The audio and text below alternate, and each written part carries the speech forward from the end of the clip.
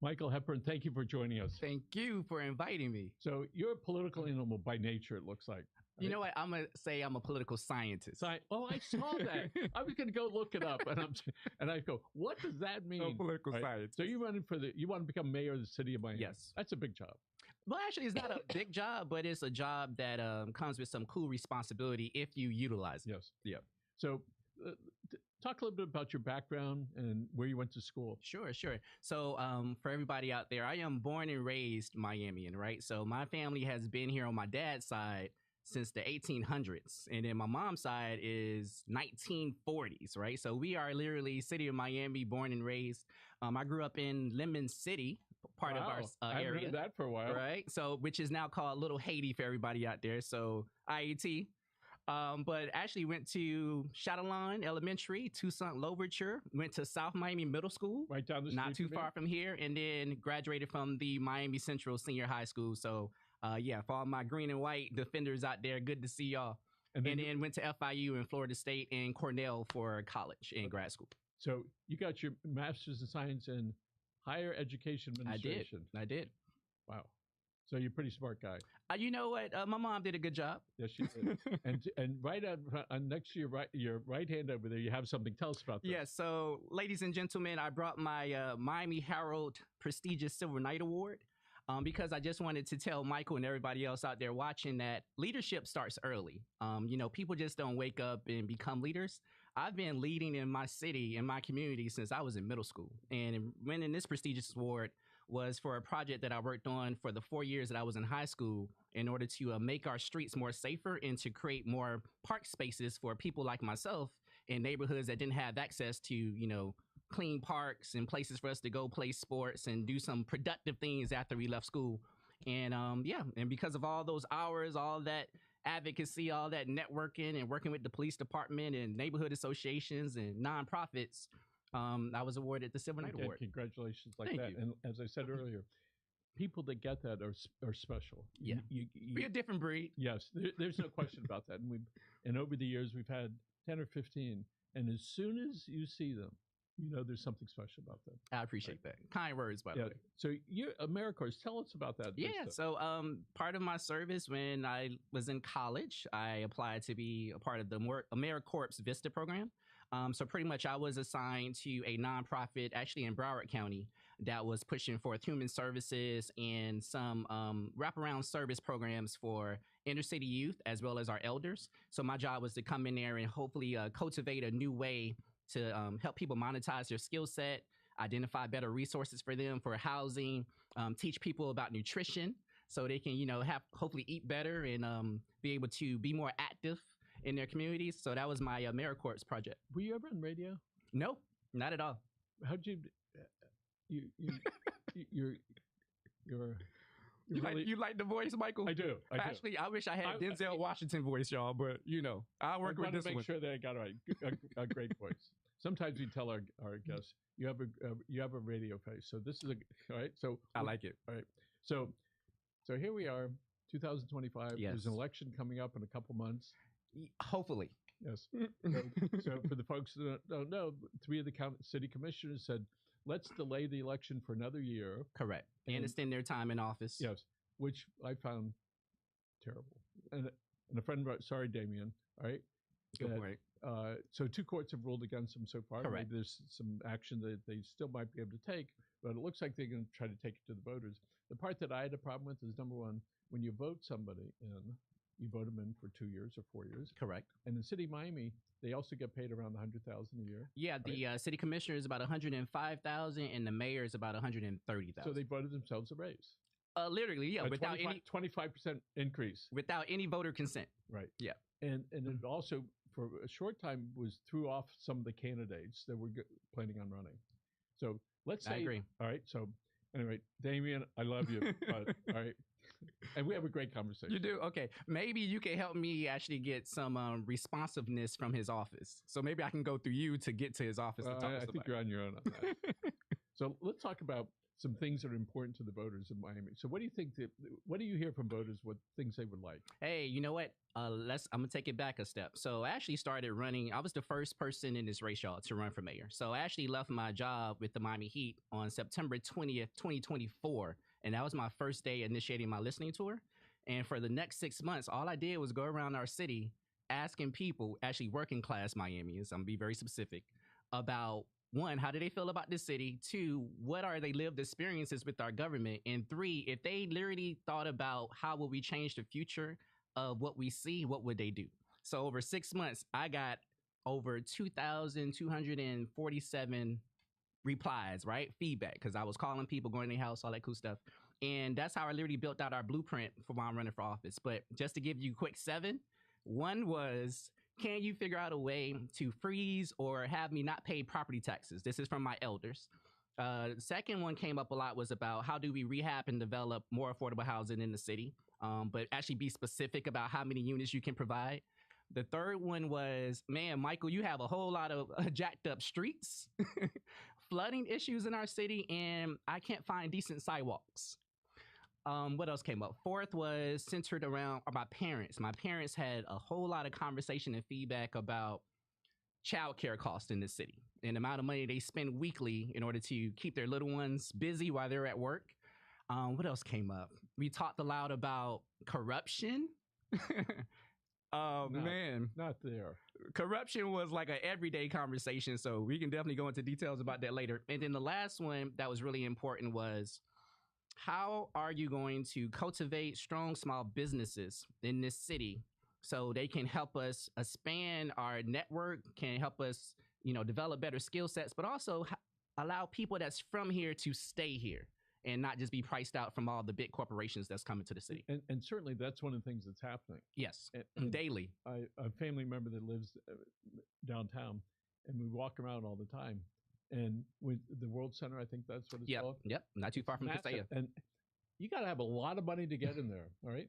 And a lot of money to invest and perhaps lose. Thank you, Michael. And then for just the consumer, when you look at parking fees and just the price point for getting your Starbucks or whatever it may be, or going to Rihanna's retail store or whatever you may be going to at the World Center, you got to have some disposable income as well. Yeah. So it's not necessarily a place that's built for working class Miami's in my city. So it's an interesting thing. We have a lot of billionaires moving to Miami, and they're bringing their companies here. They are. In Miami South, in the South area, and we welcome them. But it does drive up the prices. It does, right? And then also I think we're not doing it. Let me back up. I don't want anybody to think I'm against proactive development or making sure that we have economic opportunities in our city, in this county.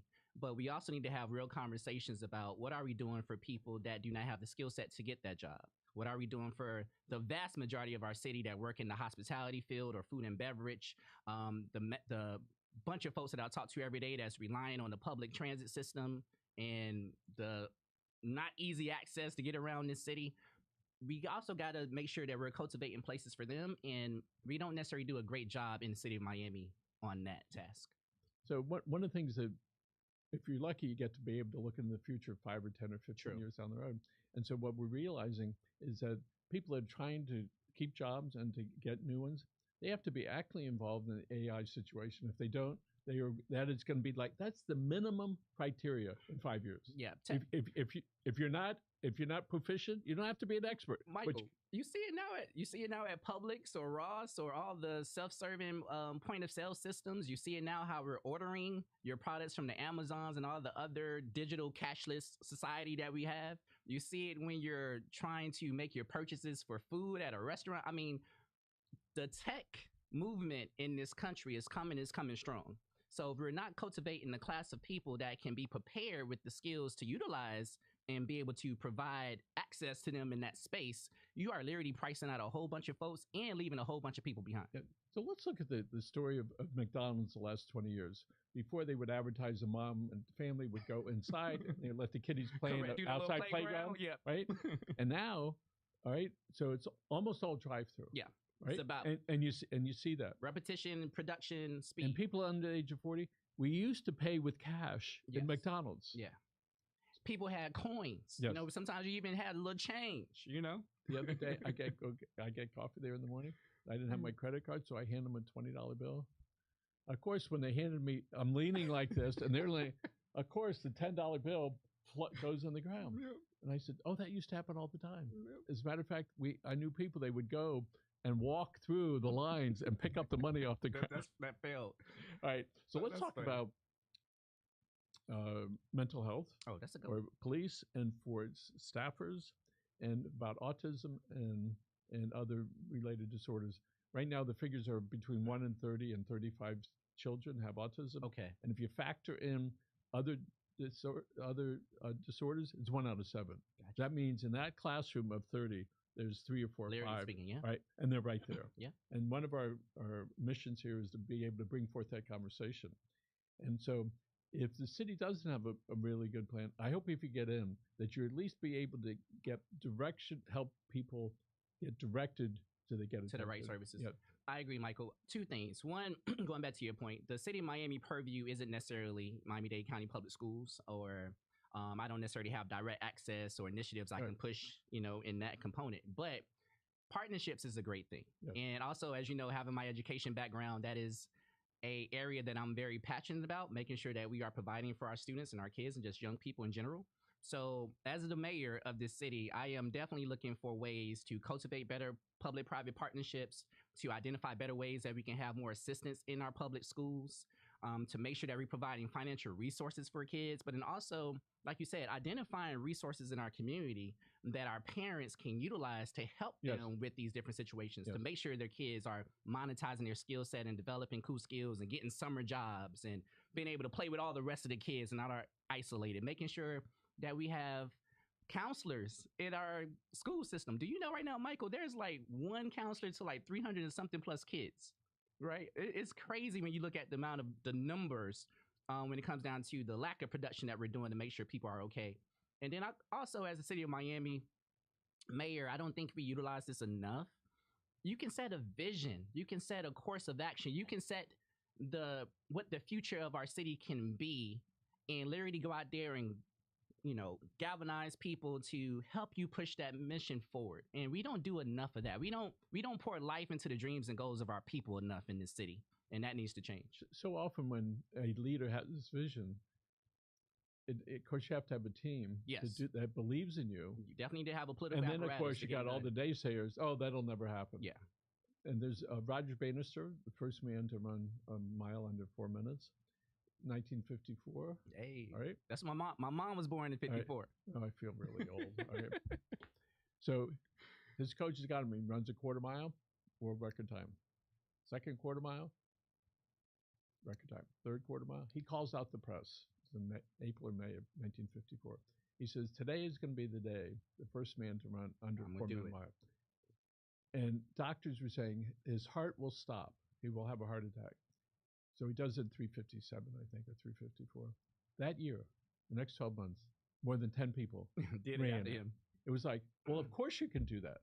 So it's really having the vision, as you're saying, to be able to look forward and be able to solve that. I'm going to add one more point to that. But it also having the imagery is important. One of the reasons why I am so thankful to be on your show today, and one of the reasons why I even brought the Silver Knight Trophy, one of the reasons why I'm even running for mayor in my city, because I have never been seen before in the city of Miami. I am the first person that is running a supposedly viable campaign that looks like me. Okay. So going back to your point, imagery and vision is important, but it also plants the seed to inspire so many other people that's going to come after me because of what I'm doing now. Well, speaking, not been seen much before, we have Emily, who's our producer. Emily. Let's see you there. Where is she? She's coming up. Oh, there she is. Okay, Emily. Hello. And who's over there? And so right there. Hey, there we go. Hey, thanks. The trip. FIU graduate, Emily, and Miami-Dade graduate over there in this work. All right. FIU and MDC graduates in the house. Okay. All right. Yes. And thank you, Emily. So should I say FIU in 72? I won't, but.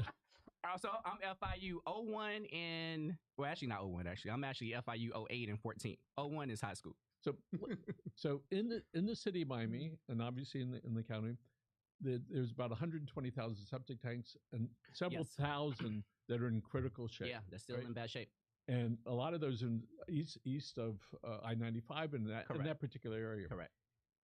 what is it that we can do, and how is not how is the city going to pay for it? Well, what's the cost going to be for those homeowners? All right, they're going to go, oh, we have to hook up. Right, we got to get rid of the septic tank, and then we have to hook up.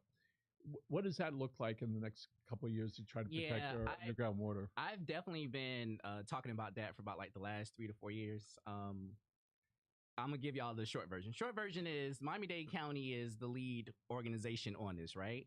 But the cities in this county need to do a better job with trying to provide assets financially to help our residents make this transition from septic to sewer. Yes.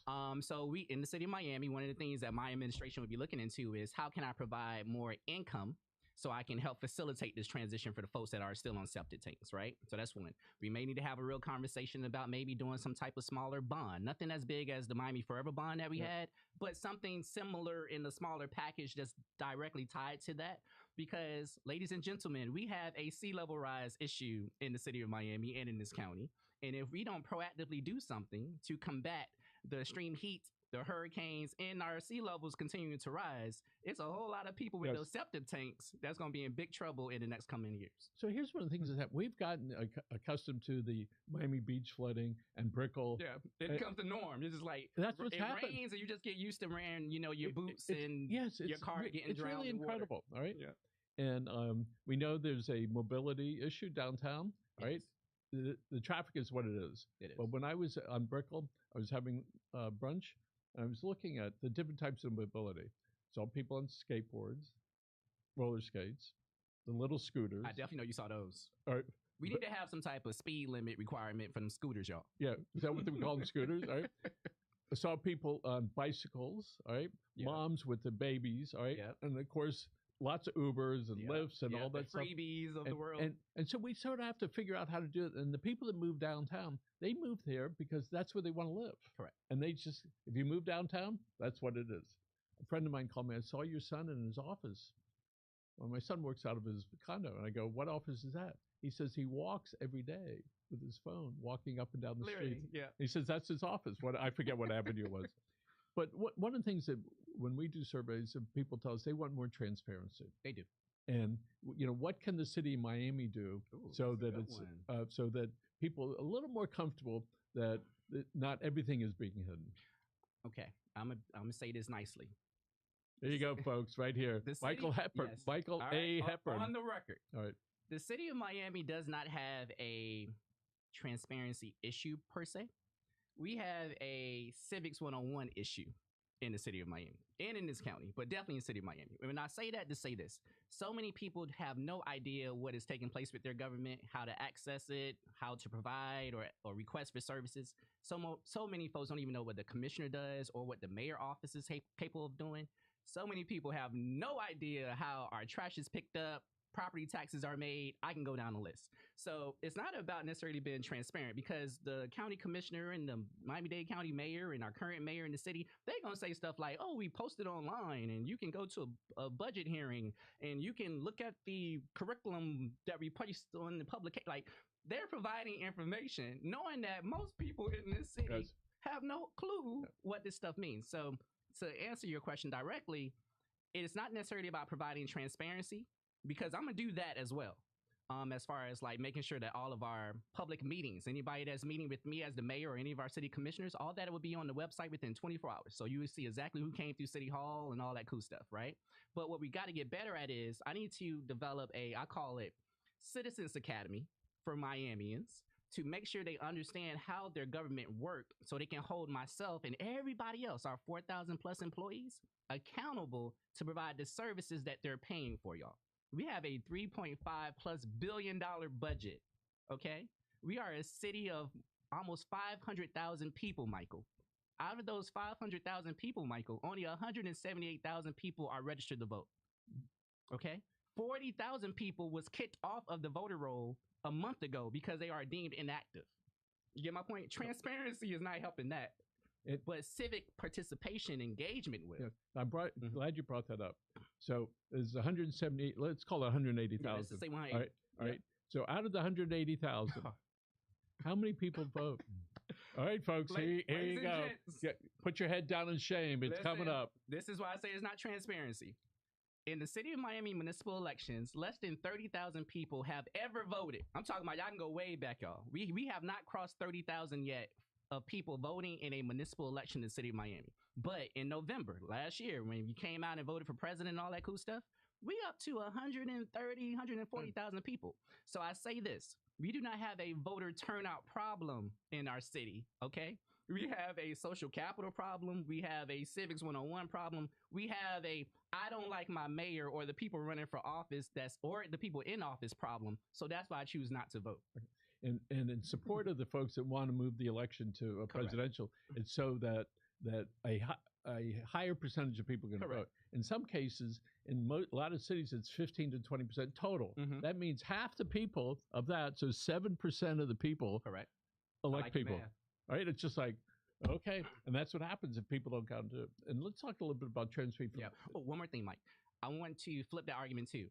Them telling you that they're going to move the elections to an even years doesn't necessarily help our city if most people don't know who or what they're voting for. Yes. So just having more people vote just for the goodness of voting doesn't help push our city forward. So please think about that, y'all. Frequently people come to me and they say, we got a website. I go, okay, so what are you doing to promote it? Well, nothing. I said, put it in your basement. Nobody knows about it. You could have it up there, literally. City of Miami-Dade County. But if you don't do things to drive... Exactly. What are you proactively doing? Listen, all of our lovely commissioners and county mayors and everybody else running for office, they know how to find you when it's election time. They send you newsletters, come knock on your door, send you direct mail, call you, robo-text, all that. But when they get in office, you don't robo-text me to come to a commission meeting. You don't call me to let me know about the vote that you're getting ready to make this week. You don't call or text or send a newsletter to update me about the money that you're spending. Use that same activism, right, and that urgency to talk to me when you're running for office. Use that when you're in office, and I'm telling you, a lot of stuff would change. Ask our salespeople. We've been doing this for many years. They said, you should treat your clients like you chase them for a renewal. Yes. Just keep doing that all the way through. You will never have an issue with them not wanting to sign up or subscribe to your service because they see that the genuine connection is real. Relationship building should not just be in election cycles. Let's talk about trash. There's been a lot of news. 2023, the county, not the city, the county's waste to energy facility in Doral burnt. Correct. They trying to figure out a place to put some type and of everybody's going crazy. Like, not in my neighborhood. Yes. So the city now, the county's now sending all the trash either Mount Trashmore or up in the middle of the state. Sure. When I think about that, it's important that we're taking all this stuff and we're dumping it in the ground. And it's a lot of stuff. We're sort of stuck because when they find a place, it's going to be somewhere between 7 years on the minimum and 10 years sort of maximum, supposedly. And that about half of that would be burnt. They have a recycling program, and we're going to. Yeah, well, the county does, and that's a conversation that I had with our Madam Mayor as well. I said, Madam Mayor, I said quite humbly, the county does not have a recycling program. People don't know about it. You don't know, yeah. I look for marketing, I don't see it, and what the county did is they would send the recycling cops to your garbage can and look at it. And then we give you a citation on a volunteer program. Yeah. And if you had 3 citations, then they would give you a ticket. So we're going to punish people, right, on a volunteer program. Yeah. So then it stops. The message has been so confusing that includes they take pizza boxes now, as long as they're lightly soiled. I go. So you recycle those? I go, lightly soiled? What does that mean? And it's so needs to have confusing. Less than 2% of cheese still left on the box. Yeah, and I go, first of all, people, right? I go, just stop that, right? Yeah. And I realize in the totality of stuff in Dade County, the recycling program is a little tiny thing. Yeah. Well, let's talk about a recycling program for the city of Miami. Yeah. Ken Russell, who's been many times, and I consider him a friend, and he's very green, and God bless him. And I enjoyed the work that he did. He was former city commissioner. He's also running for mayor. I saw a post on Facebook the other day. I don't know if it was a recent one, but he talks about the city's going to vote again to get rid of the recycling program, or is that an old? It might have been from the conversations before. Even in our budget hearings that we had in our 5 different locations across the city, I asked the solid waste department and the budget office director the same question. And the funny part is, depending on who you're talking to, you get different answers. I can tell y'all this, y'all that live in the city of Miami. One, recycling is offered for homeowners right? So people that actually have single family homes in our city, we still have a recycling program for them. If you are in a apartment building or 5 units plus or more, you on your own. The city of Miami is not regulating or trying to figure out to make sure that you recycle. We actually discriminate against people that's in public housing. I reached out to Miami-Dade County asking them, how come all of our public housing complexes that we have across this county, do those people don't drink sodas and cans and water bottles? How come we don't have a recycling program for them? And you'll be amazed at the answer that I got for that. So yes, so if you and so it continues. So it continues. So if you are a single family home owner, recycling in the city of Miami is on your list. For everybody else, figure it out with your property management firm or your landlord, because the city of Miami is like, we're on our own. That will change when I'm the mayor. I hope it does. We obviously have a business here, and I speak to our guys that pick up our stuff. And every month or so I ask them, tell me again what happens. He says, we take the metal and put it over here, put the cardboard over here, and then we take it and then we resell it. All right. So, or they try to, Yes. And so I hope that you're able to. Yeah, so that's definitely is on the. It didn't come up a lot during my conversation, my listening tour for 6 months, but it was something that I brought up because, younger generation, we like to be. I'm not to mess with ages, but I'm just trying to say the people that's 45 and under tend to talk a little bit more about technology. We tend to talk about more about tree canopies. You're going to be on the other side of that pretty soon, yeah. Right? So I turned 43 on September 12th. So let's talk about, and we have 4 minutes left. All right, let's talk about if you could push a magic button and get stuff done in the magical 100 days. I don't know who invented that. All right. Yes. And you can push a magic button. What are some of the things that you would like to accomplish? I got some easy ones for you. One, I'll be firing the current city manager and appointing a new one. So that is definitely happening very fast. Two, I will be trying to repeal some of the restrictions that we have on the inspector general office that we created for the city of Miami. So that'll be policy that you'll see coming from me very fast within 100 days.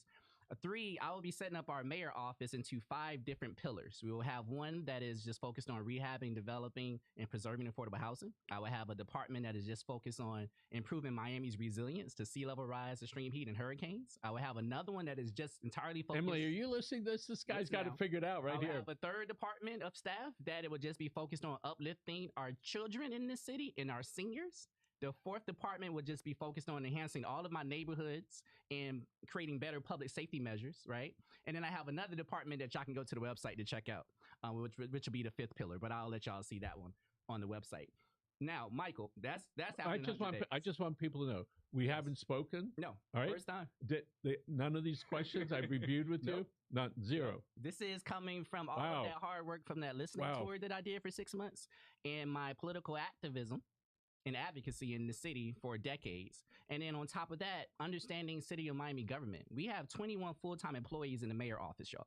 There is nothing I cannot do with 21 full-time employees. So for your current mayor that has been in office for 8 years, and for our city to be in the situation that we are in now with working class Miamians, it wasn't because we had lack of resources. A lot of this stuff was very intentional, and I just want to put that on the record. That would not take place. Your family must be very proud of you. And I keep looking over that. What was your what category were you in? I was athletics. Is that right? I was athletics. Yes, I was a baller in high school. Kind of. I played football. I ran track, and also played baseball. All right. Yeah, that's the sports guy over there. All right. He's actually helping his younger brother. You're coaching your younger brother. Yep. What sport? Okay, hey, if you need, call me. All right. I played corner. All right. All right. So I know you've had plenty of people helping you along your way, perhaps some mentors, maybe you're still with us or not. This is a good time to look into this camera right over here. This one right here? Which, there we go. Okay. A couple of shout outs. One, my mom, my foundation, my bedrock, my campaign manager, my certified financial planner. Everything I needed has always came from Flora Baldwin. So shout out to you, Mom. When it comes down to my political world of activism, I have to get a shout out to State Senator Dwight Bullard. Has been a huge mentor of mine for the last 20 years, Michael. So he definitely gets some special notation today. My family in general, all of the Mills family, Griffin, the Hepburns, the Baldwins, the Williams, the Tyrells. My unit has been a cool source of inspiration over my years. And then my friends, man, my Khadijah, Tiffany, Lonzo, Denzel Burnside, and I can go down the list. William Chestnut from my South Miami days and Miami Central days.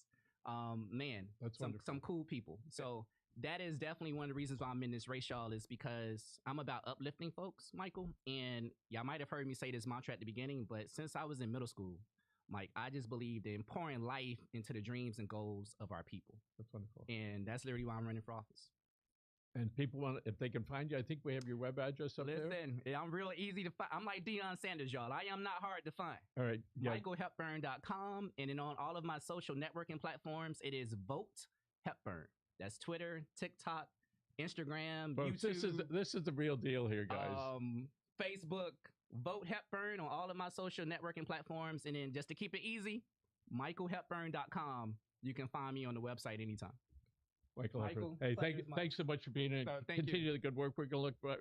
What camera we're going to look at? Doing this one? Yeah, right there. As Emily points to it, folks. Remember, vote early. All right. Yes. When you can get your absentee ballots early, as soon as you get it, vote for the candidate of your choice. Don't wait. Mail it in. All right. If you can't do that, do early voting, and don't wait for the last day because it could be pouring rain on that day. All right. And remember, give your family, all of your family, a big hug and a big kiss.